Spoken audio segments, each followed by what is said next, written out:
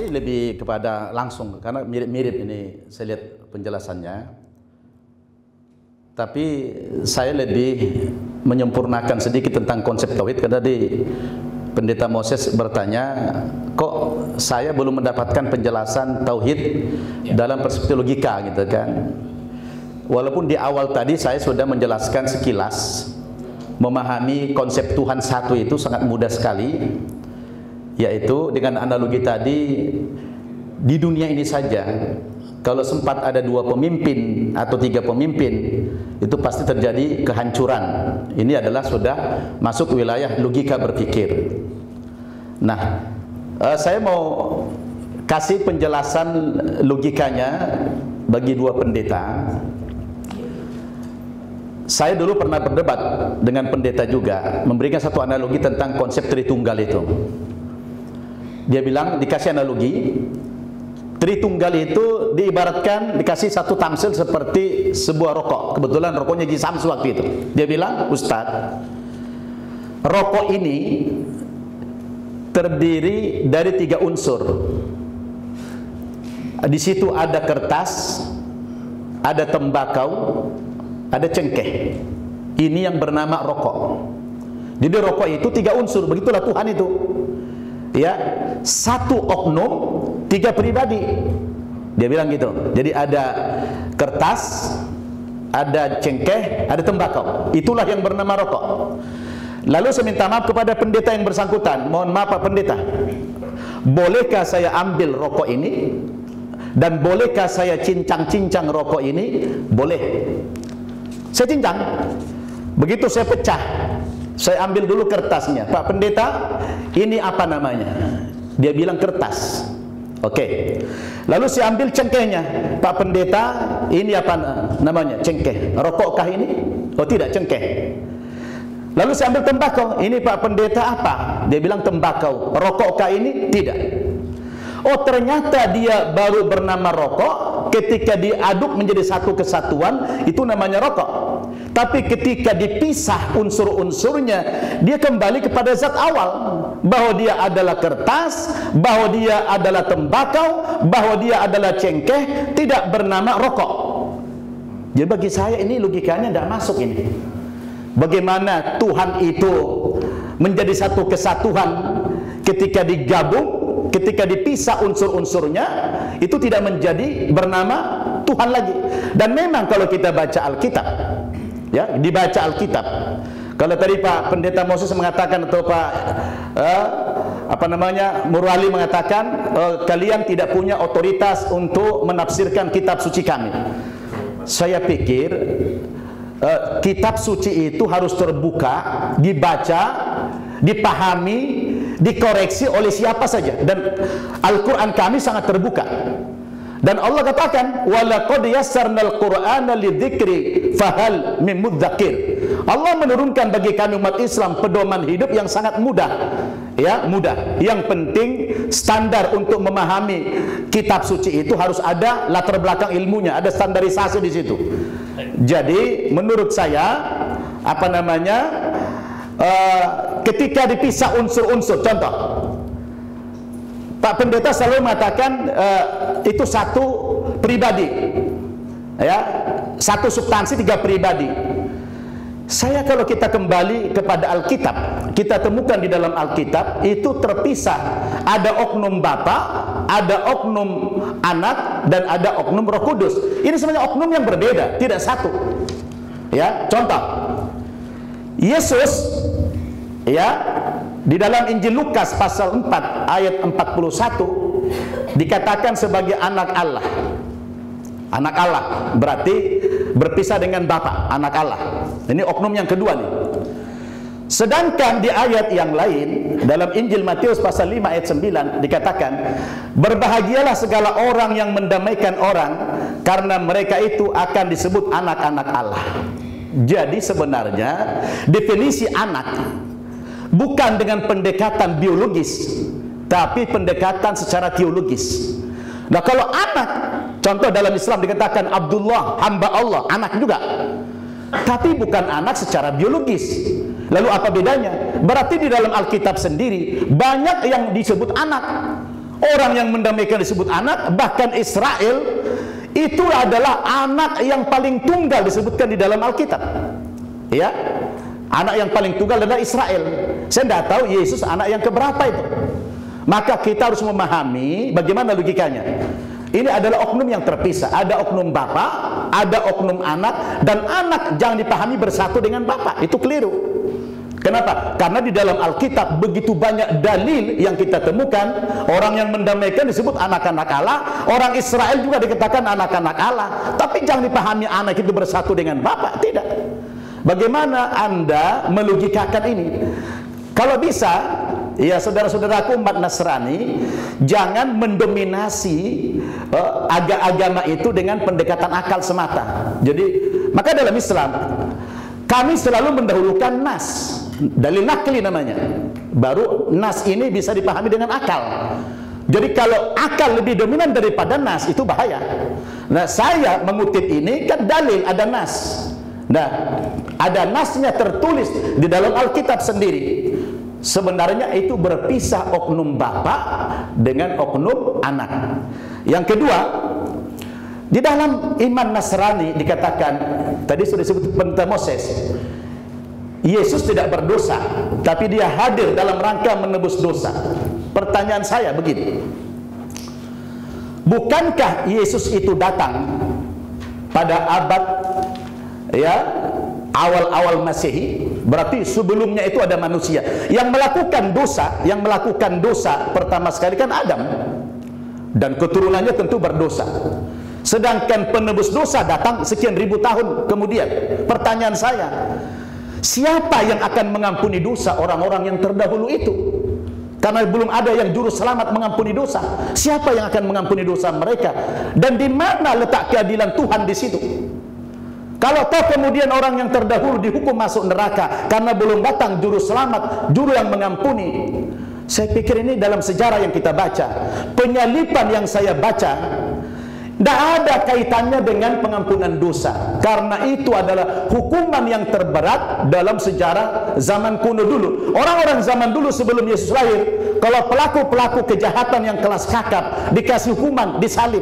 Dan salib itu adalah bentuk hukuman yang sangat menderita. Beda dengan orang dihukum gantung, langsung mati. Dihukum pancung, langsung mati. Dihukum pakai listrik, langsung mati. Ditembak, langsung mati. Sedangkan penyalipan ini adalah bentuk penyiksaan yang sangat mengerikan sekali. Tidak langsung mati, dia dipaku dulu. Lalu ada pertanyaan saya menarik, tolong dijawab nanti Pak Pendeta. Itu kan Yesus ketika disalib, ada dua orang di kanan kirinya. Kebetulan saya sudah 2 kali berangkat ke Yerusalem. Saya sudah berangkat ke Bukit Golgota. Di kanan kiri Yesus ada 2 orang yang disalib, penyamun, pelaku kejahatan dulu. Kalau konsep penyalipan itu dalam rangka menebus dosa manusia, pertanyaan saya, 2 orang yang disalib terdahulu itu menebus dosa siapa? Kalau ada hubungkan penyalipan dalam rangka menebus dosa manusia. Jadi ini bagaimana kita melogikakan ini? Jadi kita tidak boleh lari dari teks juga. Itu ada teksnya. Sebagaimana Prof. Egy tadi mengatakan, sejarah Tritunggal itu kan datang kapan? Abad ke-4 Masehi. Ketika terjadi Konsili Nisea tahun 325 Masehi dan diperkuat oleh Kaisar Konstantinopel tahun 381 Masehi. Artinya sebelum itu tidak dikenal konsep Tritunggal itu. Bagaimana ada Tuhan, konsepnya tidak konsisten? Ini kan bahaya ini. Semestinya yang namanya Tuhan itu tidak berubah-ubah. Dari sejak manusia pertama, Adam, sudah harus begitulah konsep Tuhan. Kalau berubah-ubah itu bagaimana? Cukup, terima kasih. Ya. Terima kasih. Terima kasih. Tolong nyalakan mic-nya. Ya baik, sebetulnya itu yang moderator sampaikan hanya yang di bagian terakhir. Tetapi saya mau menanggapi di bagian yang pertama. Tadi yang banyak bicara mengenai Trinitas dan juga menyinggung yang saya katakan ilegal itu menafsir Alkitab tanpa keahlian atau tanpa ilmu ya untuk menafsir satu teks. Nah yang pertama-tama begini, masalah analogi tadi, Pak Nababan berhadapan dengan pendeta yang tidak belajar. Ya seperti itulah. Masa Allah seperti rokok. Rokok itu bahkan lebih hina dari manusia. Manusia lebih mulia daripada rokok benda mati. Jadi kalau Allah dianalogikan, diilustrasikan dengan rokok, ini maaf, inilah pendeta yang bagi saya itu mengilustrasikan dan cara yang sangat bodoh. Ya, jadi Allah itu tidak sama dengan rokok. Karena ketika rokok Anda lepaskan semua, cengkeh toh itu rokok enggak? Cengkehnya saja rokok enggak? Kan bukan. Ya, dalam Trinitas itu Bapa adalah Allah sepenuhnya, Sang Firman Logos yaitu Yesus Kristus Allah sepenuhnya, dan Roh Kudus adalah Allah sepenuhnya. Jadi ilustrasi rokok tidak masuk di sana. Makanya karena tidak ada ilustrasi analogi apapun untuk menggambarkan Trinitas, maka saya hanya berbicara prinsip unity and diversity yang saya katakan itu niscaya di mana-mana Anda tidak bisa sangkal itu. Bahkan saya menantang di sini, buktikan di mana satu eksistensi yang nol putul dan tidak ada kejamakan apa-apa, tidak ada. Jadi kita berbicara manusia, berbicara laptop, berbicara keilmuan apa saja, bahkan istilah universitas, bahkan kita berbicara konsep mengenai Allah dan pikiran kita yang terbatas, kita tidak pernah lepas daripada prinsip unity dan diversity, seperti itu. Jadi ilustrasi loko tadi itu jelas sudah masuk itu ya. Itu, saya jawab dulu Pak. Saya jawab pertanyaan ini Pak, bukan sedang bertanya. Ya, Bapak, enggak, ini waktu saya dulu. Saya menjawab. Nanti kalau waktu Anda silakan jawab tantangan saya. Ya. Jadi itu yang pertama ya. Lalu yang kedua, masalah ilegal tadi. Kenapa saya katakan ilegal? Kalau mau mempelajari Alkitab dengan sungguh-sungguh, pertama-tama presuposisinya adalah Anda percaya bahwa yang saudara pelajari itu benar. Artinya benar dalam pengertian dapat dipelajari. Kalau sesuatu yang Anda mau pelajari itu Anda sangkal ini palsu, ini tambal sulam, ini tidak benar, lalu yang Anda mau pelajari apanya? Sebentar ya, saya pikir mau menanggapi. Ya, jadi yang mau Anda pelajari itu apa? Kalau kita tidak mempercayai sesuatu, kita pelajari apanya? Itu pertama, presuposisinya saya percaya bahwa saya bisa belajar dari Alkitab, itu pertama. Kedua, ada keilmuannya yang saya katakan tadi itu ilmu hermeneutik atau the art of interpretation. Semua ilmu hukum ada interpretasinya sendiri. Saya bukan ahli hukum, tidak boleh saya secara ngawur masuk karena hukum, berbicara hukum karena saya bukan ahlinya di sana. Ya, seperti itu ya. Jadi ada keilmuannya Pak. Nah, maka itu yang saya katakan tadi. Bapak berdua mempelajari teologi, mempelajari Alkitab, mempelajari tentang studi-studi dalam kitab suci, kitab per kitab, bahasa aslinya dan lain sebagainya. Termasuk ilmu dogmatikanya, bagaimana nanti melihat kesatuan tafsiran seluruh Alkitab. Itu dari mana? Itu yang saya bilang tadi ilegal Pak. Ilegal. Sama juga saya bukan ahli Quran. Saya masuk ke Quran Anda lalu memberi tafsiran secara bebas begitu, lalu saya mengatakan ini seandainya saja ya, lalu saya berkata ini banyak salahnya ini ya, lalu saya tidak ngerti apa-apa. Ini kan kacau Pak. Ya itu maksudnya Pak ya. Saya pikir itu mungkin Pak Moses masih ada waktu berapa? Masih ada waktu 5 menit. Oh mungkin saya lanjut sedikit ini ya, Itu tafsiran Anda sebagai yang bukan ahli biblika, yang bukan ahli Alkitab. Tapi penelitian Alkitab yang sungguh-sungguh ya, di mana dikatakan Allah itu echad, lalu kemudian nanti muncul Yohanes 1 ayat 1 dikatakan pada mulanya adalah firman, firman itu bersama-sama dengan Allah dan firman itu adalah Allah. Ya, dalam pengertian satu substansi, satu hakikat, Anda tidak bisa berbicara tentang keterpisahan di sana. Mungkin Anda membayangkan waktu Yesus mengambil natur manusia, kemanusiaannya itu terlihat di bumi. Memang kemanusiaannya terbatas, tapi itu tidak berarti antara kealahan Yesus dengan kealahan Yesus dengan kealahan Allah Bapa, dengan kealahan Roh Kudus itu terpisah. Di dalam domainnya Allah kita berbicara yang tidak terbatas. Bapa tidak terbatas, Anak tidak terbatas, Roh Kudus tidak terbatas.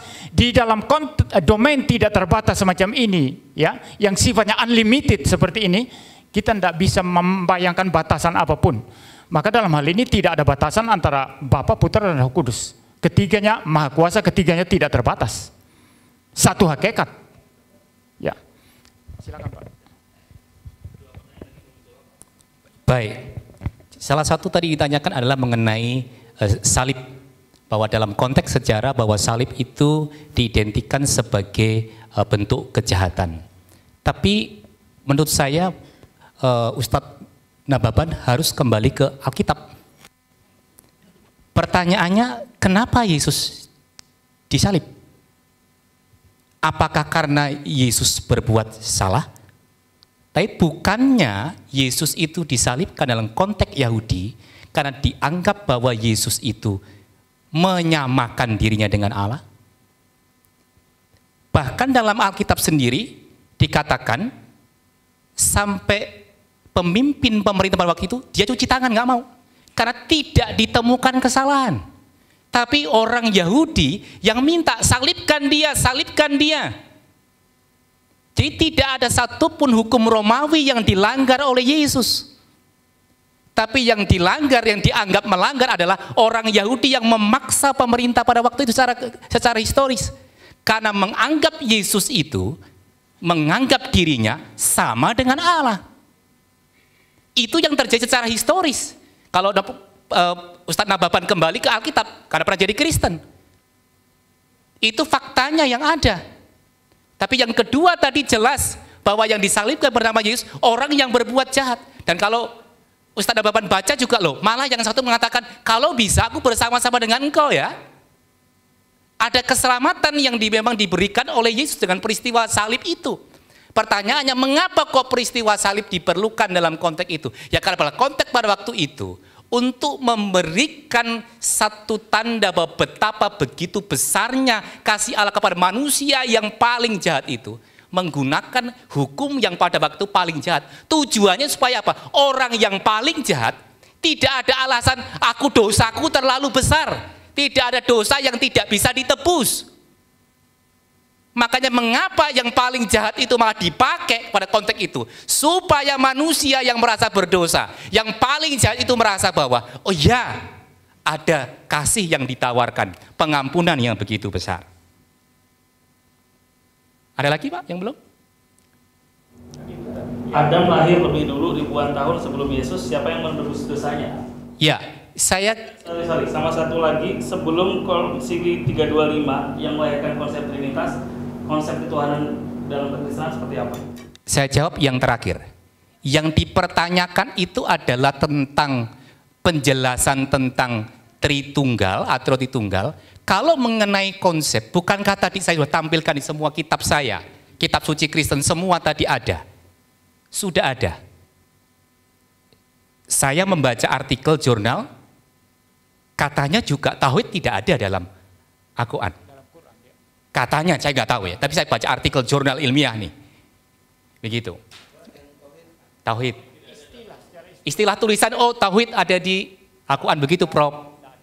Begitu. Nah, kita muncullah konsep tadi, sama dengan konsep Tritunggal ini.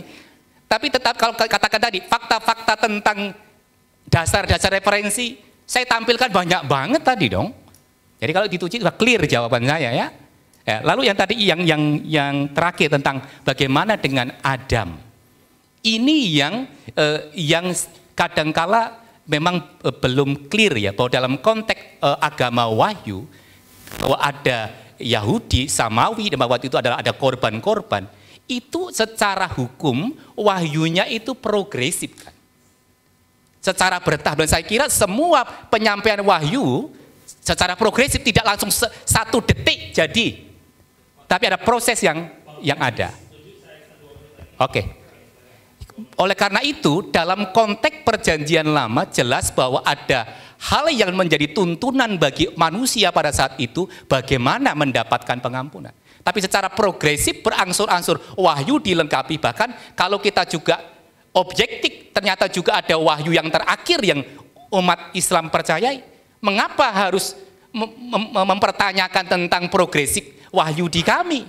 Bahwa waktu itu belum ada Yesus. Bagaimana? Ya terus berjalan sesuai dengan apa yang dinyatakan oleh Allah tentang bagaimana memperoleh pengampunan itu. Baik, terima kasih.